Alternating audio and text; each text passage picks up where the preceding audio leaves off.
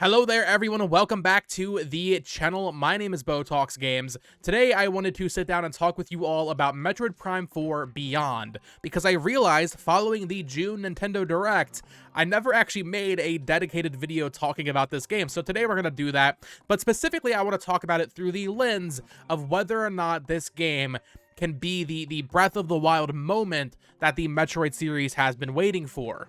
Let's talk about it. All right, so starting off here, I just have to say, quick thoughts about Metroid Prime 4 Beyond. I talked about it in a general Direct discussion after the Direct, but I wanted to give some more in-depth thoughts here before we get into the whole topic at hand here. So Metroid Prime 4 Beyond looks really stinking good. The game graphically looks very nice. It looks like the evolution of Metroid Prime that I've been waiting for. If you are familiar with my content and my opinions on things, I am a huge Metroid fan. 2D Metroid is like my favorite thing ever. I think Mercury Steam did a fantastic job with Dread. I love Metroid Fusion to death.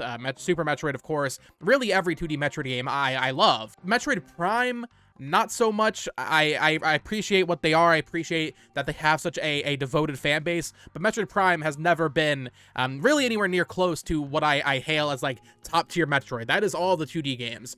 But seeing Prime 4 Beyond, I cannot deny that I am very excited for this game, and I'm excited to see what a modern take on Metroid Prime looks like from Retro Studios. And based on what we saw in this trailer, yes, it has all the things that you expect from a Prime game. It has the scanning with the visor and reading lore. It has the similar lock-on combat. It has the morph ball segments. It looks very Metroid Prime, but if Retro Studios can just take that and modernize it, and specifically for me, I know some people might not want to hear this, but specifically for me, if they can speed it up a little bit, make everything just a little bit faster, backtracking, maybe they add more proper fast travel system in their game. I imagine this game will have a proper fast travel system. If the combat flows a little bit better, that is what I'm looking for out of Prime 4 Beyond. Unfortunately, from this trailer, we don't get enough to really determine if it will be a faster game, but I'm hoping it is a faster, modernized take on Metroid Prime. And if it is that, if it delivers on that, I am going to be there day one. I mean, I'm going to be there day one no matter what, but like that would be very exciting for me personally. That's what I want out of this game. And of course, if there's like a multiplayer mode, that'd be kind of cool. Bring back the multiplayer from Echoes, that'd be neat. But I specifically wanted to talk today about Prime 4 Beyond and whether or not it can be the Breath of the Wild moments for the Metroid series, a series I do hold so near and dear to my heart. For those that don't know what I'm talking about, the Breath of the Wild moment I would define as the game that is able to catapult Metroid into more mainstream success, like what happened with Breath of the Wild. Zelda has had games that sold very well in the past. Ocarina of Time, Twilight Princess, these games sold very, very well. But overall, Zelda games, on average, weren't doing that well, like 3 to 5 million copies per. Metroid has never had a game even sell over 5 million copies, so could Prime 4 be that Breath of the Wild moment where this is a game that comes out, it's very anticipated, potentially it releases with the next Switch console, we'll talk about that as well, and it is able to catapult this thing into mainstream success, become even just a 10 million plus seller for Nintendo.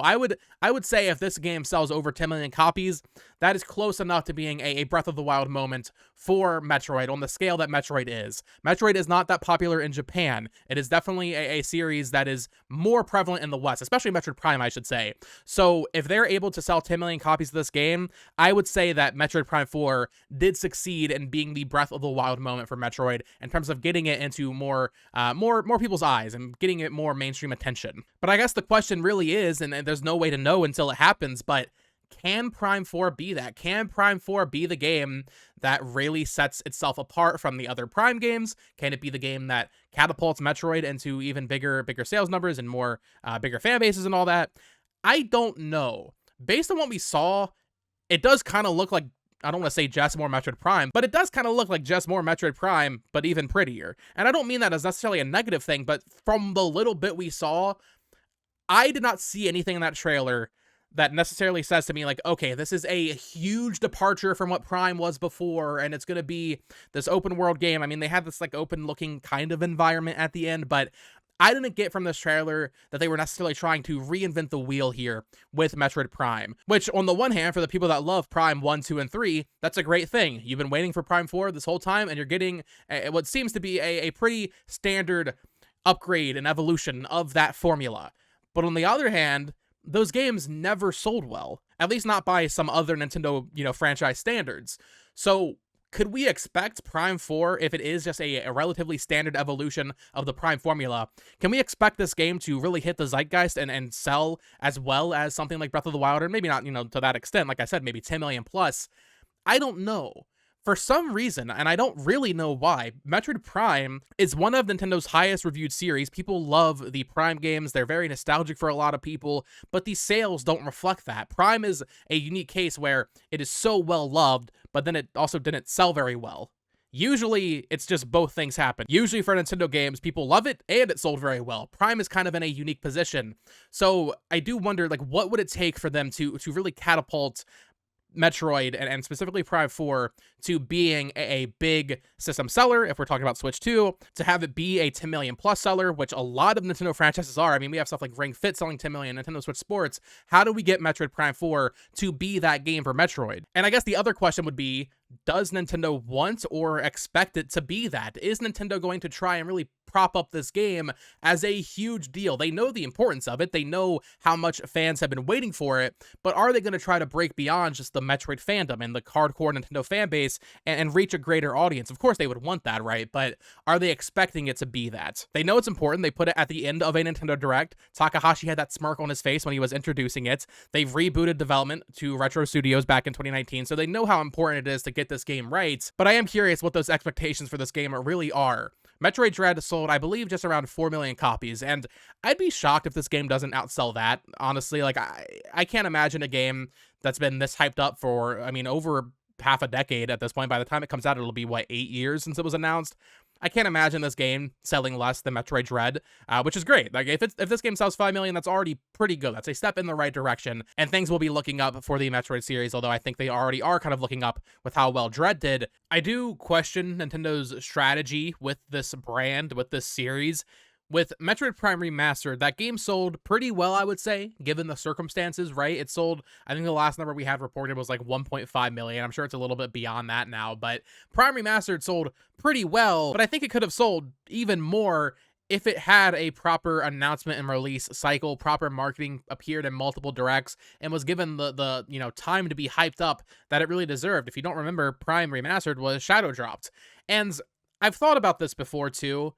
Back before we saw the re-reveal of Metroid Prime 4, the idea of dropping the 4 from the name just to make it a little bit more accessible to new fans of the series or people that haven't played the other Prime games. Would it make sense to drop the 4 from the name? Because inherently, when you put a number on a game, that is going to, at least I thought anyway, that normally would put a little bit of a barrier for some people. And I think no matter what, that is true. I think no matter what, there will be some people that inherently do not buy it because there is the number 4 on it.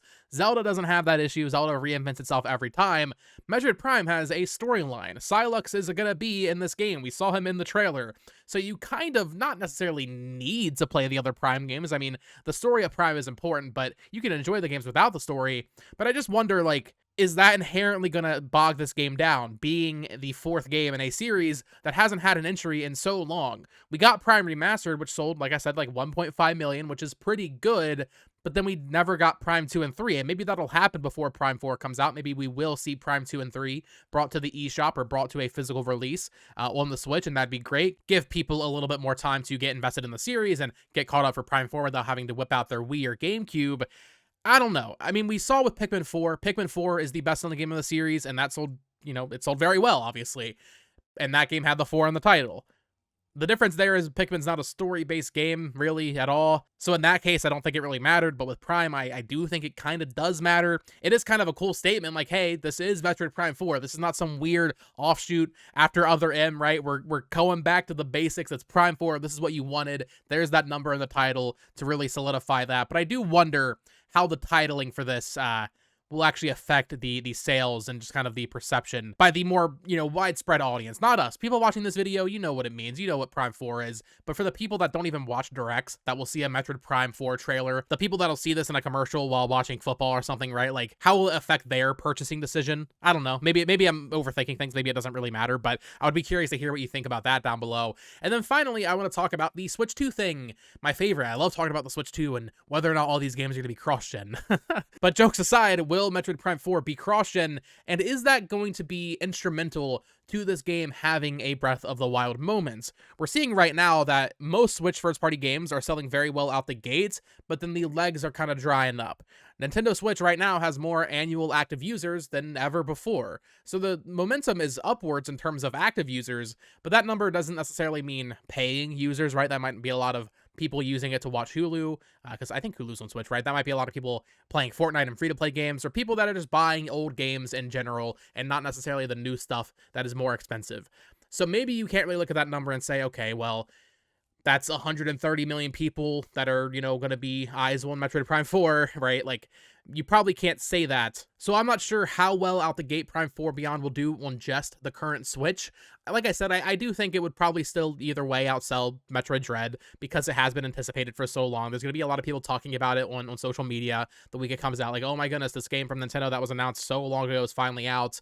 You got to check it out, right? It's this big anticipated thing. So I think inherently it'll sell at least on par with Metroid Dread. But does it need the Switch 2? Does it need to be a launch title or launch window title to catapult it even further? Especially given that, like I said, the legs of a lot of Switch 1 software has been pretty poor recently. It's all been kind of out the gate sales. Does it need the Switch 2 to have those legs and sell beyond what other games in the series have in the past? I think it probably does. Now, I'm still not sold on the idea of this game being cross-gen. I've gotten more open to it as time has gone on, especially when we saw that 2025 date in the trailer. But I do think when we're talking about whether or not this game can sell over 10 million copies, it probably would need Switch 2 there. Maybe not necessarily as a launch title. Maybe this game, it's going to release on Switch 1. We know that for sure. Maybe, let's say, just, throwing some dates out there. Let's say the Switch 2 releases in March, and then Prime 4 comes out in May or something, right? It's still releasing on Switch 1, but also there is a Switch 2 version. I think that would probably be the best case scenario for this game, because then you're still getting the inherent audience that's on Switch 1, but then also you'll be having the inherent legs of the Switch 2, because the Switch 2 will be a new console. People will be picking it up in mass for the next 3-4 years afterwards. So it'll always be a game they can market alongside the Switch 2.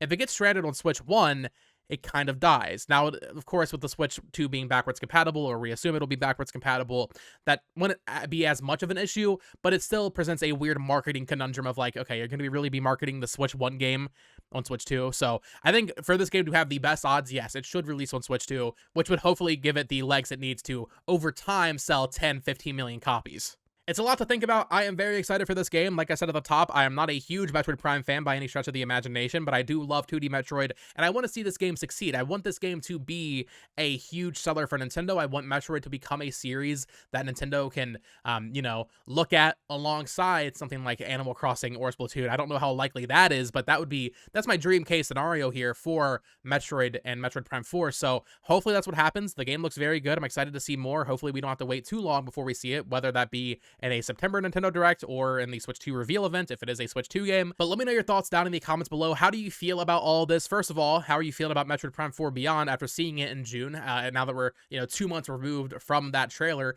how are you feeling about the trailer? Are you still excited for the game? But also to the whole Breath of the Wild moment discussion, do you think Metroid Prime 4 Beyond can be that? And what do you think it'll take to kind of catapult this game into being an even bigger franchise for Nintendo? I would love to hear your thoughts down in the comments below. Of course, subscribe here for more Nintendo Switch discussions, theories, reviews, all of that fun stuff. Follow me on Twitter at BotoxGames, and check out my other channel at It's Amiibo. I do a lot of collecting content over there. I would very much appreciate it. But until next time, folks, peace.